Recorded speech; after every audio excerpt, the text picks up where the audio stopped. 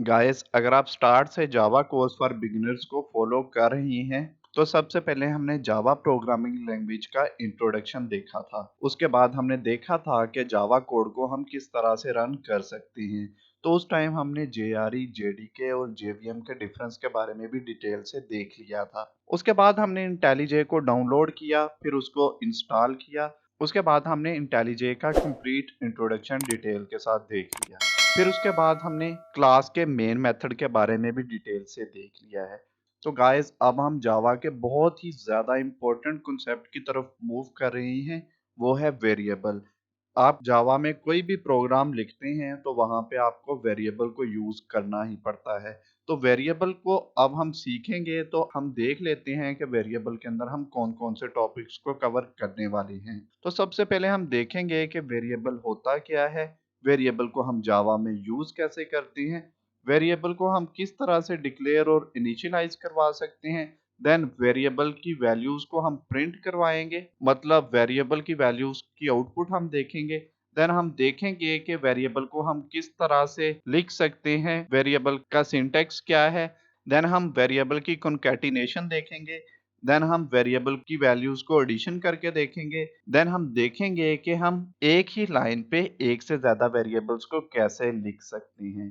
तो गाइस, सबसे पहले हम देख लेते हैं कि वेरिएबल होता क्या है।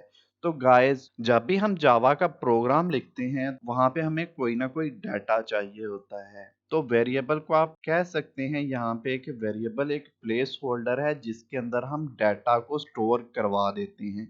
डाटा यहाँ पे मल्टीपल टाइप का हो सकता है, 1 2 3 4 की फॉर्म में भी डाटा हो सकता है। देन अल्फाबेट की फॉर्म में भी हो सकता है। देन रैशनल फॉर्म के अंदर भी हो सकता है, मतलब 1.2 2.1 इस तरह का भी डाटा हमारे पास हो सकता है। तो गाइस, अब आपको आइडिया हो गया है कि वेरिएबल एक प्लेस होल्डर है, उसके अंदर हम वैल्यू को स्टोर करवा देते हैं। तो यहाँ पे हम एक वेरिएबल को इनिशियलाइज और डिक्लेयर करके देख लेते हैं। तो गाइस, पहले हम यहाँ पे एक डाटा टाइप ले रहे हैं इंटीजर की नाम की, और इसके अंदर हम वैल्यू के नाम का एक वेरिएबल ले लेंगे और इसके अंदर हम कोई ना कोई वैल्यू स्टोर करवा देंगे। तो यहाँ पे आपने देखा गाइस कि ये हमारा वेरिएबल है, इसके अंदर हमने 100 वैल्यू को स्टोर करवा दिया है। तो इससे आपको आइडिया हो गया है कि वेरिएबल एक प्लेस होल्डर है, उसके अंदर हम डाटा को स्टोर करवा देते हैं। यहाँ पे इंट लिखा हुआ आ रहा है, इंट एक डाटा टाइप है। इंटीजर डाटा टाइप के अंदर हम होल नंबर को स्टोर करवा सकते हैं, मतलब 0 to 9 कोई भी डिजिट आ जाए उसको हम इंटीजर के अंदर स्टोर करवा सकते हैं। सिंपली अभी आप इतना ही समझ लीजिए, क्योंकि वेरिएबल को यूज करते हुए हम इंटीजर डाटा टाइप को यूज करने वाले हैं। गाइस, यहाँ पे हमने काफी ज्यादा काम कर लिया है। यहाँ पे डिफरेंट फाइल्स हमने बनाई, ये सारी की सारी फाइल्स हमारी हार्ड डिस्क में जा करके स्टोर हो रही हैं, मतलब कंप्यूटर की मेमोरी में जा करके स्टोर हो रही हैं। तो यहाँ पे हमने इंटीजर वैल्यू 1300 लिख दिया है। वैल्यू यहाँ पे वेरिएबल है और वैल्यू के अंदर 1300 अब स्टोर हो गया है। तो ये 1300 डायरेक्ट इंटीजर के अंदर स्टोर नहीं हो सकता था, इसलिए हमने यहाँ पे वेरिएबल को डिक्लेयर किया है। तो इसे में पता चलता है कि वेरिएबल मेमोरी के अंदर एक स्पेस एलोकेट कर लेता है और वेरिएबल की जो भी वैल्यू होती है वो स्पेस के अंदर जा करके फिट हो जाती है। इसका मतलब है जब भी हम प्रोग्राम के अंदर वेरिएबल को लिखेंगे तो उसका मतलब है हमने मेमोरी के अंदर कुछ प्लेस, कुछ मेमोरी रिजर्व करवा ली है। और ये वेरिएबल की जो स्पेस मेमोरी के अंदर मिलती है वो डाटा टाइप पे डिपेंड करती है। डाटा टाइप डिफरेंट टाइप्स की होती हैं। कुछ डाटा टाइप्स के अंदर हम 20 डिजिट्स लिख सकते हैं, कुछ के अंदर हम 64 और सो ऑन। तो इससे हमें पता चलता है कि यहाँ पे हमने इंटीजर डाटा टाइप को लिया है, तो इंटीजर डाटा टाइप के अंदर जितनी वैल्यू स्टोर हो सकती हैं मेमोरी के अंदर उतनी जगह रिजर्व हो गई है। और इस टाइम जो जगह हमने रिजर्व की थी उसके अंदर 1300 भी स्टोर हो गया है। डाटा टाइप्स डिफरेंट टाइप्स की होती हैं, तो डाटा टाइप्स के बारे में हम जावा कोर्स के अंदर आगे जा करके देखेंगे। गाइस, यहाँ पे हमने वेरिएबल को डिक्लेयर करने के साथ साथ वेरिएबल की वैल्यू को भी इनिशियलाइज कर दिया है। तो यहाँ पे दो काम हमने एक लाइन पे कर लिए हैं, तो इसी काम को हम सेपरेट अब करके देखते हैं। Integer second value. Guys class के अंदर हम वेरिएबल के नाम को रिपीट नहीं कर सकते, मतलब जावा के अंदर एक क्लास के अंदर दो वेरिएबल्स को हम सेम नेम से डिक्लेयर नहीं कर सकते। पहले हमने जो वेरिएबल यहाँ पे डिक्लेयर किया था उसका नाम भी हमने वैल्यू ही रखा था। अब अगर सेम नेम को हम दूसरी बार भी रिपीट कर रहे हैं तो हमारे पास एरर आएगा। तो इससे हमें पता चलता है कि एक क्लास के अंदर हम एक नाम का एक ही वेरिएबल रख सकते हैं, मतलब वेरिएबल्स के नेम को हम रिपीट नहीं कर सकते। यहाँ पे आपने देखा हमें एरर शो हुआ, तो इस एरर को रिमूव करने के लिए हम यहाँ पे लिखेंगे सेकंड और वी हमने लिख दिया है। सेकंड वैल्यू हमने वेरिएबल का नाम रखा और हमारे पास एरर रिमूव हो गया है। यहाँ पे मैं सेमीकोलन लगा लेता हूँ। तो गाइस यहाँ पे हमने वेरिएबल को डिक्लेयर कर दिया है, ठीक है। तो गाइस अब हम इस वेरिएबल को वैल्यू असाइन करेंगे, तो यहाँ पे सेकंड वैल्यू लिखेंगे इज इक्वल टू, इसकी कोई भी हम वैल्यू दे देते हैं। तो यहाँ पे अगर हम 100 इसकी वैल्यू दे देते हैं तो तब भी कोई प्रॉब्लम नहीं है। वेरिएबल की जो वैल्यू है वो हम रिपीट कर सकते हैं, देख सकते हैं वैल्यू इज इक्वल टू 100 है और second value is equal to 100 है, तो तब भी हमें कोई एरर शो नहीं हुआ। तो गाइस अब आपको आइडिया हो गया है कि वेरिएबल डिक्लेरेशन क्या होती है और वेरिएबल इनिशियलाइजेशन क्या होती है। यहाँ पे मैं कमेंट भी कर देता हूँ। इस चीज को हम वेरिएबल डिक्लेरेशन कहेंगे। डिक्लेरेशन का मतलब होता है ऐलान करना। तो यहाँ पे हम प्रोजेक्ट के अंदर बता रहे हैं कि हमने एक वेरिएबल ले लिया है सेकंड वैल्यू के नाम का। देन जब हम उस वेरिएबल को कोई ना कोई वैल्यू असाइन करेंगे, कोई ना कोई वैल्यू देंगे इस वेरिएबल को, तो तब हम कहेंगे कि हमने वेरिएबल की वैल्यू को इनिशियलाइज कर दिया है। तो गाइस यहाँ पे जो काम हो रहा है इसको हम इनिशियलाइजेशन बोलेंगे। अगर यहाँ पे आपको कोई एरर फेस करना पड़ जाता है, मतलब स्पेलिंग मिस्टेक है, तो सिंपली हमने आल्ट एंटर को प्रेस करना है और इनिशियलाइजेशन के स्पेलिंग को आपने करेक्ट कर लेना है। तो गाइस अब आपको वेरिएबल डिक्लेरेशन और वेरिएबल इनिशियलाइजेशन के बारे में भी अच्छे से अंडरस्टैंडिंग हो गई है। तो गाइस अब हम सीख लेते हैं कि किस तरह से हम वेरिएबल की वैल्यू को स्क्रीन पे प्रिंट करवाते हैं। क्योंकि अभी मैं प्रोग्राम को अगर रन करता हूँ तो इसकी आउटपुट आप देखिएगा, तो इसकी आउटपुट सिंपली हेलो एनिमल आ रही है, यहाँ पे आप देख सकती हैं। जबकि यहाँ पे हमने जो वेरिएबल्स की वैल्यूज डिक्लेयर करवाई हैं वो शो ही नहीं हो रही। तो हमने वैल्यूज को प्रिंट करवाना है, तो उसके लिए हम system dot out dot println को ही यूज कर रहे हैं। तो इसके अंदर हम वैल्यू को प्रिंट करवाते हैं। तो एक बार फिर हम इसको रन करके देख लेते हैं, क्योंकि हमने कुछ ना कुछ प्रिंट तो करवाया है। यहाँ पे आप देख सकते हैं अभी तक हेलो एनिमल ही आ रहा है।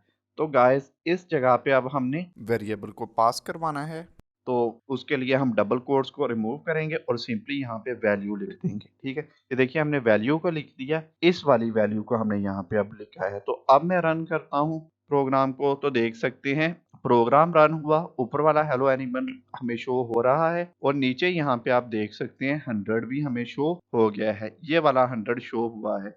हमने इस जगह पे वेरिएबल को इनिशियलाइज किया था, यहाँ पे सिंपली हमने वैल्यू को लिखा है तो हमें आउटपुट शो होगी है। अगर हम यहाँ पे वैल्यू को चेंज करते हैं, वैल्यू को हमने चेंज कर दिया और अब प्रोग्राम को रन करते हैं, प्रोग्राम को हमने रन किया तो यहाँ पे भी आउटपुट हमारी चेंज हो गई है।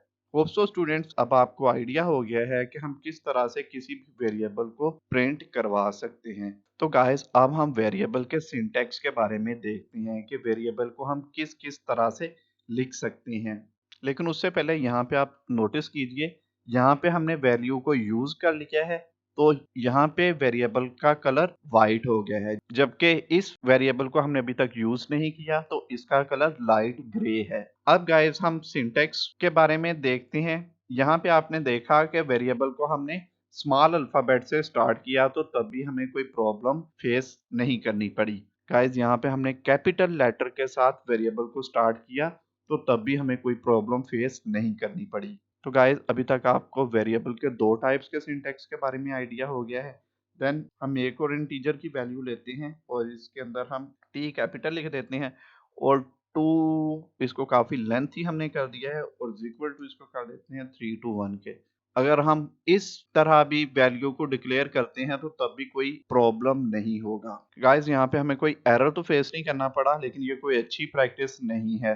आपने जब भी वेरिएबल को डिक्लेयर करना है तो आपने मीनिंगफुल नेम ही रखना है। लेकिन मैं यहाँ पे आपको सिंपली सिंटैक्स बता रहा हूँ कि मैक्सिमम कितने सिंटैक्स हो सकते हैं वेरिएबल को डिक्लेयर करने के। तो यहाँ पे आप अंडरस्कोर के साथ भी वेरिएबल को स्टार्ट कर सकते हैं। तो सिंपली यहाँ पे मैं लिखूंगा थर्ड वैल्यू, क्योंकि ये थर्ड वैल्यू है और इसके अंदर आप कुछ भी वैल्यू दे सकते हैं। ठीक है स्टूडेंट्स, और वेरिएबल को आप डॉलर साइन के साथ भी स्टार्ट कर सकते हैं। तो फोर्थ वैल्यू यहाँ पे हम लिख देंगे, इसकी वैल्यू आप कुछ भी यहाँ पे दे सकते हो। लेकिन स्टूडेंट आप वेरिएबल को कभी भी किसी भी नंबर के साथ स्टार्ट नहीं कर सकते। देखिए मैंने यहाँ पे 1 लिखा है तो साथ ही प्रॉब्लम आनी स्टार्ट हो गई है। यहाँ पे मैं अगर फिफ्थ वैल्यू कंप्लीट भी लिख देता हूँ तो तब भी हमें एरर फेस करना ही पड़ेगा। देख सकते हैं यहाँ पे मैंने आगे आके सेमीकोलन लगाया तो यहाँ पे हमें एरर फेस करना पड़ रहा है। लेकिन आप यहाँ पे एक बात याद कर लीजिए कि आप वेरिएबल को किसी भी नंबर के साथ स्टार्ट नहीं कर सकते। तो यहाँ पे अब हमने जितने वेरिएबल डिक्लेयर करवाए हैं उनकी आउटपुट देख लेते हैं। तो यहाँ पे हम सभी वेरिएबल्स को अब प्रिंट करवाएंगे। वैल्यू को हमने सिंपली प्रिंट करवाया हुआ है, तो अब हम बाकी सारे वेरिएबल्स को प्रिंट करवाएंगे जिनमें सेकंड वैल्यू, 2, थर्ड वैल्यू और फोर्थ वैल्यू इंक्लूडेड हैं। तो सिंपली आप चाहें तो यहाँ पे कंप्लीट कोड लिख भी सकते हैं, नहीं तो आपने इस लाइन पे आना है, कुछ इस जगह पे कंट्रोल डी को प्रेस करेंगे तो सेम ऊपर वाली लाइन ही आपके पास डुप्लीकेट हो जाएगी। यहाँ पे सिंपली अब आप वैल्यू को चेंज कर सकते हैं। तो यहाँ पे आपने सेकंड वैल्यू देनी है। देख सकते हैं सेकंड वैल्यू हमारे पास आई इंटीजर फॉर्म में है और ये v यहाँ पे आ रहा है। v का मतलब है ये वेरिएबल है। सिंपली हमने यहाँ पे इस वैल्यू को दे देना है और अब मैं इसको रन करता हूँ तो सेकंड वैल्यू 100 है, तो हमारे पास 100 आउटपुट शो हो रही है। तो गाइस अब कंट्रोल डी को मैं प्रेस करता हूँ और प्रिंट ln हमने लिखा हुआ है, ln को मैं रिमूव कर दूंगा और सेकंड वैल्यू की जगह यहाँ पे मैं 2 को प्रिंट करवा देता हूँ। तो गाइस अब आप देखिएगा इसकी आउटपुट को मैंने रन कर दिया है प्रोग्राम को।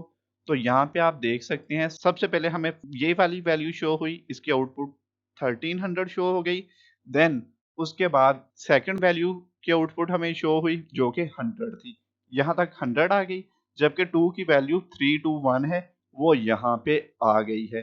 तो इससे आपको आइडिया हुआ है कि प्रिंट अगर आप सिंपली यूज करेंगे तो उससे नेक्स्ट जो लाइन है वो न्यू लाइन पे स्टार्ट नहीं होगी, वो इसी लाइन के आगे ही उसकी आउटपुट आ जाएगी। तो यहाँ पे दोबारा मैं ln लिख देता हूँ और इसको अब मैं रन करके आपको दिखाता हूँ। तो अब आप देख सकते हैं ये आउटपुट सेपरेट लाइंस पे आ रही है। सेम अब थर्ड और फोर्थ वैल्यू को हमने प्रिंट करवाना है। तो यहाँ पे मैं आऊंगा कंट्रोल डी को 2 बार प्रेस किया। इन ब्रैकेट्स के अंदर अब मैं थर्ड वैल्यू और फोर्थ वैल्यू को दे दूंगा। थर्ड वैल्यू को मैंने यहाँ पे दे दिया, अब मैं यहाँ पे फोर्थ वैल्यू को दूंगा, डॉलर साइन से इसे मैं स्टार्ट करूंगा और फोर्थ वैल्यू हमें यहाँ पे मिल गई है। अब मैं इस प्रोजेक्ट को रन कर देता हूँ तो यहाँ पे देख सकते हैं स्टार्ट में हेलो एनिमल हमें मिल रहा था, उसके नीचे 1300, 100, 321, 7457 और यहाँ पे 75643 ये आउटपुट हमें मिल गई है। तो यहाँ तक आपको वेरिएबल के सिंटैक्स के बारे में भी आइडिया हो गया है। तो गाइस अब हम कॉन्कैटिनेशन के बारे में सीखने जा रहे हैं। कॉन्कैटिनेशन को जावा के अंदर हम दो वैल्यूज़ को ऐड करवाने के लिए यूज़ करते हैं। वो वैल्यूज़ न्यूमेरिक भी हो सकती हैं, मतलब 1 2 3 की फॉर्म के अंदर भी हो सकती हैं। कॉन्कैटिनेशन को यूज़ करते हुए हम न्यूमेरिक वैल्यू को अल्फ़ाबेट वैल्यू के साथ भी ऐड करवा सकते हैं, न्यूमेरिक वैल्यू को न्यूमेरिक वैल्यू के साथ भी ऐड करवा सकते हैं और अल्फ़ाबेट टाइप वैल्यू को हम न्यूमेरिक वैल्यूज़ के साथ भी ऐड करवा सकते हैं। तो गाइस अब हम कॉन्कैटिनेशन को कोडिंग की एग्जांपल्स के साथ देखने जा रहे हैं। गाइस अब हम कॉन्कैटिनेशन के बारे में सीखने जा रहे हैं, कॉन्कैटिनेशन ऑफ वेरिएबल। तो कॉन्कैटिनेशन करने के लिए हम पहले किसी न किसी वैल्यू की आउटपुट लेते हैं। उसके लिए system dot out dot println को हम यूज करेंगे। यहाँ पे हम एक वैल्यू लेंगे, फर्स्ट वैल्यू, और उसके बाद अगर हमें यहाँ पे सेकंड वैल्यू की आउटपुट चाहिए, ठीक है, तो उसके लिए हम सेंटर में यूज करेंगे प्लस के साइन को, और इस प्लस के साइन का मतलब है कॉन्कैटिनेशन। जावा के अंदर कॉन्कैटिनेशन हम कुछ इस तरह से करते हैं। तो अगर मैं इसकी अब आउटपुट देखता हूं तो इसकी आउटपुट आप देखिएगा, यहाँ पे प्रिंट एलन हमने की तो यहाँ पे वैल्यू सिंपली है 1300 और ये वाली वैल्यू है 100, तो हमारे पास आउटपुट आ गया 1400, मतलब यहाँ पे तो एडिशन हो गया है। तो कंकैटिनेशन क्या हुई फिर, उसके लिए मैं पहले इस कोड को कमेंट कर देता हूँ। कंट्रोल फ्रंट स्लैश को मैंने प्रेस किया तो ये लाइंस हो गई कमेंट। यहाँ पे सिंपली मैं एक स्ट्रिंग को ले लेता हूँ, मतलब योर रिजल्ट इज। अब यहाँ पे मैं कंकैटिनेशन को यूज करूंगा और यहाँ पे मैं वैल्यू दे दूं। ठीक है स्टूडेंट, तो अब इसकी आउटपुट आप देखिएगा। मैं इसको रन कर देता हूँ दोबारा से, तो यहाँ पे ये 1400 एडिशन करना आपको यहाँ पे आ गया, लेकिन यहाँ पे आप देख सकते हैं कि योर रिजल्ट इज 1300 आ रहा है। इसके बाद स्पेस नहीं है, तो स्पेस आप इस जगह पे दे सकते हैं। मैंने इस जगह पे स्पेस दिया और रन कर दिया प्रोग्राम को दोबारा से, तो यहाँ पे आप देख सकते हैं योर रिजल्ट इज 1300 आ गया है।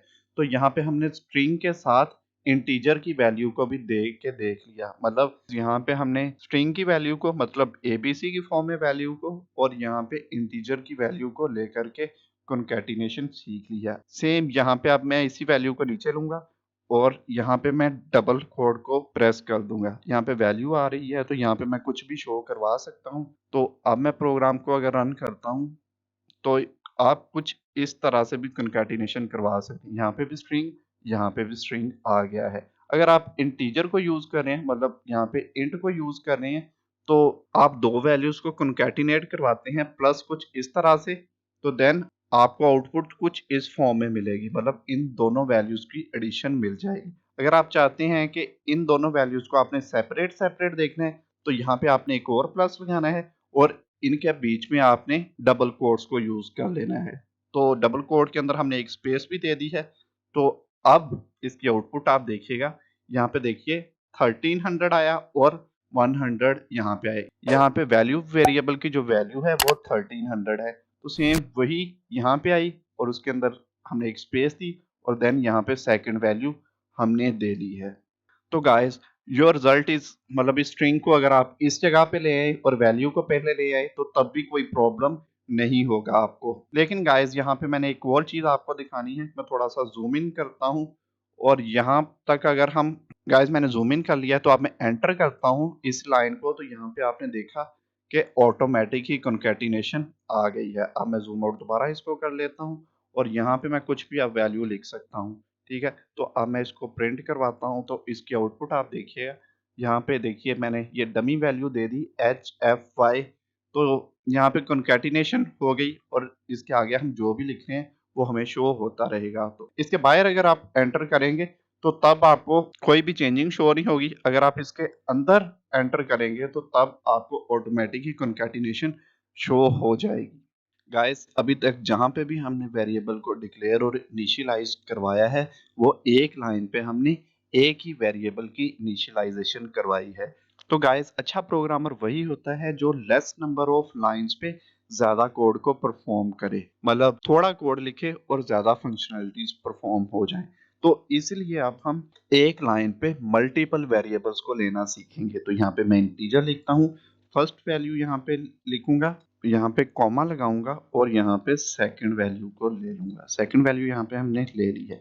तो गाइस इस तरह से भी आप वैल्यूज को डिक्लेयर करवा सकते हैं। अगर हमें इसकी वैल्यूज को इनिशियलाइज करवाना है तो वो भी हम यहाँ पे कर सकते हैं। देख सकते हैं हमने वैल्यूज को भी अब इनिशियलाइज करवा दिया है। तो सेकंड वैल्यू हमने 15 दे दी है। यहाँ पे देख सकते हैं गाइस एस कैपिटल आ रहा है जबकि यहाँ पे एस स्मॉल आ रहा है। बाकी ये स्पेलिंग बिल्कुल सेम है। तो इससे हमें पता चलता है कि जावा केस सेंसिटिव लैंग्वेज है। गाइस यहाँ पे हम केस सेंसिटिव को समझने के लिए छोटा सा सिनेरियो देख लेते हैं। अगर आपने जावा क्लास के अंदर दो वेरिएबल्स को डिक्लेयर कर दिया है, उन दोनों के स्पेलिंग्स तो सेम हैं, लेकिन उन दोनों वेरिएबल्स में से अगर एक भी लेटर अपर या लोअर केस में है तो तब जावा कंपाइलर उसे टू डिफरेंट वेरिएबल्स कंसीडर करेगा। जैसे आप सेकंड वैल्यू को देखें तो सेकंड वैल्यू ऊपर अपर केस से स्टार्ट हो रहा है, जबकि नीचे वाला वेरिएबल स्मॉल अल्फाबेट मतलब स्मॉल एस से स्टार्ट हो रहा है। तो जावा कंपाइलर इन दोनों को डिफरेंट डिफरेंट वेरिएबल कंसीडर करेगा। होप सो आपको केस सेंसिटिव के बारे में अच्छे से अंडरस्टैंडिंग हो चुकी है। तो गाइस अब आपको केस सेंसिटिव के बारे में भी आइडिया हो गया है। अब हम आउटपुट देखते हैं फर्स्ट वैल्यू और सेकंड वैल्यू की। हम फर्स्ट वैल्यू और सेकंड वैल्यू को यहाँ पे ऐड करवा लेते हैं। तो ऐड करवाने के लिए हम फर्स्ट वैल्यू प्लस यहाँ पे सेकंड वैल्यू को यूज करेंगे। ठीक है, फर्स्ट वैल्यू और सेकंड वैल्यू हमने यहाँ पे ली और अब मैं इस प्रोजेक्ट को रन करता हूँ। तो गाइस यहाँ पे देखा आपने 15 प्लस 10 25, यहाँ पे देख सकते हैं आंसर हमारा आ गया है। तो लेकिन यहाँ पे हमने लिखना तो है ना, सम इज, और आगे जो भी वैल्यू होगी वो इसके अंदर आ जाएगी। लेकिन गाइस यहाँ पे एक छोटा सा प्रॉब्लम होगा, लेकिन मैं इसको रन करके आपको दिखा देता हूँ, देन आप देखिएगा कि यहाँ पे अभी तक जावा का जो कंपाइलर है इन सभी वैल्यूज को डिफरेंट डिफरेंट ले रहा है। मतलब ये एक फर्स्ट वैल्यू, सेकंड वैल्यू और थर्ड वैल्यू कुछ इस तरह से जावा के अंदर ये वैल्यूज जा रही हैं। लेकिन गाइस पहले मैं इस कोड को कमेंट कर लेता हूँ। पहले मैं सिलेक्ट करूंगा इस कोड को, कंट्रोल फ्रंट स्लैश को यूज करूंगा। तो गाइस अब हमने ऐसा काम करना है कि जावा के अंदर सिंपली ये एक वैल्यू कंसीडर की जाए और यहाँ तक एक सेपरेट वैल्यू कंसीडर की जाए, ना कि ये 3 वैल्यू कंसीडर की जाए। तो इसके लिए हमें यहाँ पे ब्रैकेट को बहुत अच्छे से यूज करना पड़ेगा। ब्रैकेट हम लगाएंगे स्टार्टिंग और यहाँ पे हम ब्रैकेट को एंड कर देंगे। तो अब मैं इस प्रोजेक्ट को रन करूंगा तो इसकी आप आउटपुट देखिएगा, सम is first value plus second value 25, control D. अब मैं सब्ट्रैक्शन देख लेता हूँ। सब्ट्रैक्शन के लिए सिंपली थोड़ी सी चेंजिंग करेंगे, हम यहाँ पे माइनस कर देंगे। अब यहाँ पे मल्टीप्लिकेशन भी तो देखनी है, तो मल्टीप्लिकेशन के लिए सिंपली हम स्टार को यूज करते हैं, कंट्रोल डी सी को यूज कर लेता हूँ और डिवीजन को यूज करते हैं यहाँ पे। और यहाँ पे सिंपली आपने फ्रंट स्लैश को यूज करना है डिवीजन के लिए। अब दोबारा मैं इस कोड को रन करता हूँ।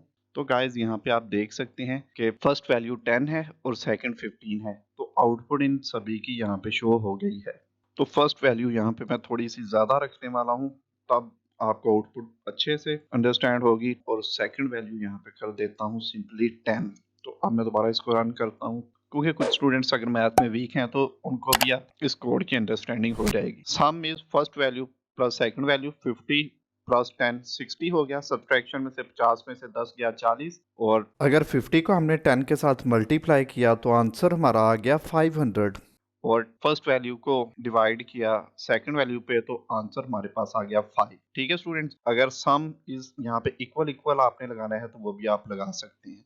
तो गाइस यहाँ तक आपको वेरिएबल के बारे में अच्छे से अंडरस्टैंडिंग हो चुकी है। वेरिएबल के अंदर मैक्सिमम जितनी प्रैक्टिस हो सकती थी वो भी मैंने आपकी करवा दी है। तो वेरिएबल्स के बारे में आपके माइंड में जितने भी क्वेश्चंस थे, होप सो वो अब तक क्लियर हो चुके होंगे। गाइस अगर आपको ये वीडियो अच्छी लगी है तो वीडियो को लाइक कर दीजिए। गाइस मेरा फेवरेट कलर ब्लैक है और आपका जो कोई भी फेवरेट कलर है वो नीचे कमेंट सेक्शन में जरूर मेंशन कर दें। गाइस अगर आप अपना व्हाट्सएप बनाना चाहते हैं तो वो वीडियो भी आपके सामने आ रही है। गाइस अगर आप अपनी चैटिंग ऐप बनाना चाहते हैं तो आपके सामने व्हाट्सएप ट्यूटोरियल आ रहा है। अगर आप जावा कोर्स की नेक्स्ट वीडियो देखना चाहते हैं तो वो भी स्क्रीन पे अवेलेबल है। अगर आप लेटेस्ट टेक्नोलॉजीज के बारे में सीखते रहना चाहते हैं तो नीट रूट्स को सब्सक्राइब जरूर कर दें। मिलते हैं नेक्स्ट वीडियो में नेक्स्ट टॉपिक के साथ, तब तक के लिए अपना ख्याल रखें, सफाई का ख्याल रखें। अल्लाह हाफिज।